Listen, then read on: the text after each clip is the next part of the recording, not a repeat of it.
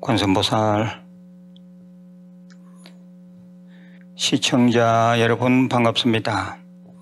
먼저 제가 만든 한자성어를 살펴보겠습니다. 오늘 한자성어는 간단합니다. 구경무인이라 입이 가벼우면 사람이 없다. 입이 가벼우면 사람이 없다. 음미해 보시길 바랍니다. 오늘의 본문 주제는 상대에게 쓸데없는 것을 묻지 말라. 제가 좀 덧붙이기로 그러면 정 떨어진다. 이런 주제로 말씀드리겠습니다. 아주 유익한 시간이 되리라고 봅니다. 우리는 살아가면서 이 입을 너무 많이 놀려서 상대와의 거리가 멀어지는 수가 많습니다. 특히 쓸데없는 것을 묻는 바람에 관계가 머트러워지고 급기야는 소원해집니다. 오늘은 쓸데없는 것 묻지 말라라는 주제로 말씀을 드리겠습니다. 첫째, 상대의 경제 사정에 대해서 너무 깊이 물으면 안 됩니다. 자본주의 사회에서 돈은 곧 자존심입니다. 그런데 괜히 뜬금없이 돈을 덜먹거리는 수가 있습니다. 너 월급이 얼마냐? 아이고 그걸로 먹고 살겠나? 그 월급으로 애 키우기 힘들겠네. 노후에 살 만큼은 벌어놨는가? 사는 아파트가 몇 평이냐? 전세 사나 본인 집인가? 은행 빚은 없나? 돈 안 모으고 뭐 했노? 물론 이런 얘기들도 아주 친한 사이에서는 가능합니다. 하지만 절에서 만나는 도반이나 가끔 만나는 동창 사이 정도라면 상대가 먼저 말하기 전에는 묻지 않아야 합니다. 돈이 많은 사람들이라면 관계가 없겠지만 그렇지 않을 경우에는 상대는 만나기를 꺼려합니다. 세상 살아가면서 돈이 중요하긴 합니다. 하지만 돈 경제로 모든 것을 판단하면 큰 코 다치는 수가 있습니다. 둘째는 상대의 정치 성향에 대해서 너무 깊이 물으면 안 됩니다. 정치적 성향은 자기 개인의 철학과도 관계가 되는 일이라서 한번 뒤틀리면 사이가 아주 멀어집니다. 부부 사이라도 정치 성향이 다를 수 있고 부모 자식 간이라도 다를 수 있습니다. 명절에 모인 친척들끼리 정치 얘기를 하다가 그 성향이 맞지 않아서 대판 싸움이 벌어지는 수도 많다고 합니다. 정치는 그들이 하는데 한 걸음 떨어진 사람들이 멱살 잡고 싸웠다는 얘기를 듣노라면 선웃음이 납니다. 몇 마디 해보면 상대의 정치 성향, 지지 정당, 좋아하는 후보가 딱 드러납니다.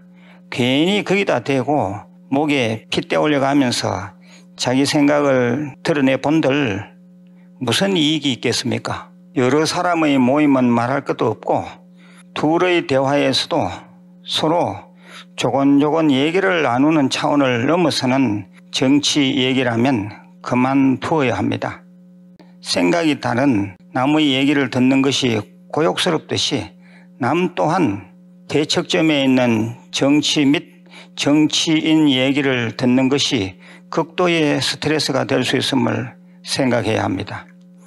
셋째는 가족의 건황에 대해서 너무 깊이 물으면 안 됩니다.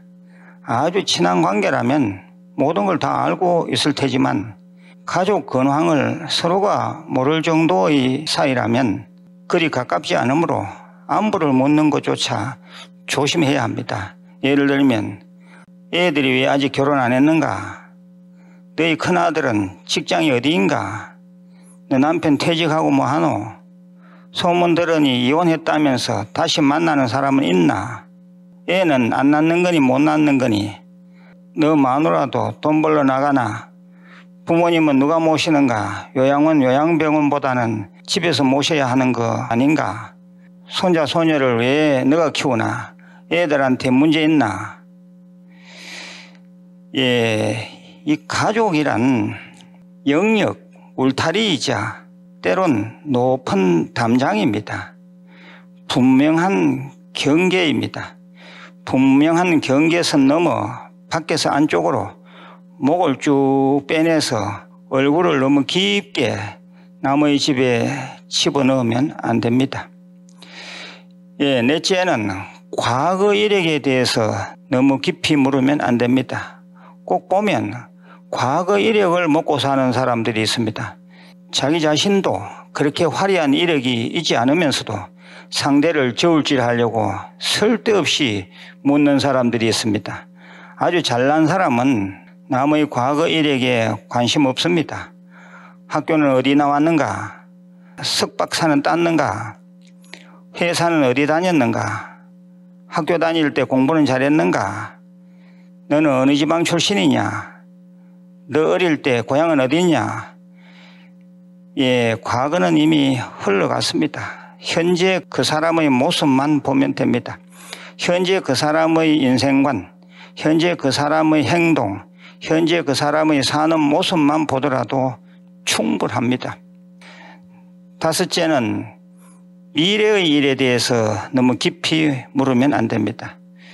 집안의 어른이라 할지라도 오랜만에 만난 자식이나 손주들 앉혀놓고 아주 닥달하듯 미래의 일에 대해 얘기하면 관계가 멀어집니다. 상대가 알아서 줄줄 얘기하면 적당히 알아듣고 맞장구 치는 것은 괜찮으나 아주 습관적으로 스트레스성 발언을 하면 안 됩니다. 너는 왜 아직 결혼할 애인이 없느냐? 결혼은 할 생각이냐 안 할 생각이냐? 앞으로 뭐해서 먹고 살려고 아직도 놀고 있느냐? 이런 유의 얘기는 안 됩니다. 미래의 일은 그 누구도 대신할 수 없으므로 스스로 마음 편하게 결정할 수 있도록 본인에게 맡겨두고 주로 듣는 쪽이 되어야 합니다. 가족이라도 관심은 갖되 최소한 하는 것이 좋습니다.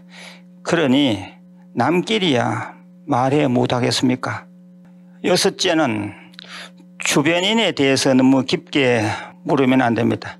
예를 들어 친구 관계라면 친구가 많이 있어서 좋을 수도 있지만 어떤 사람에게는 친구가 없이도 아주 잘 사는 경우가 있습니다. 너는 왜 그렇게 친구가 많느냐?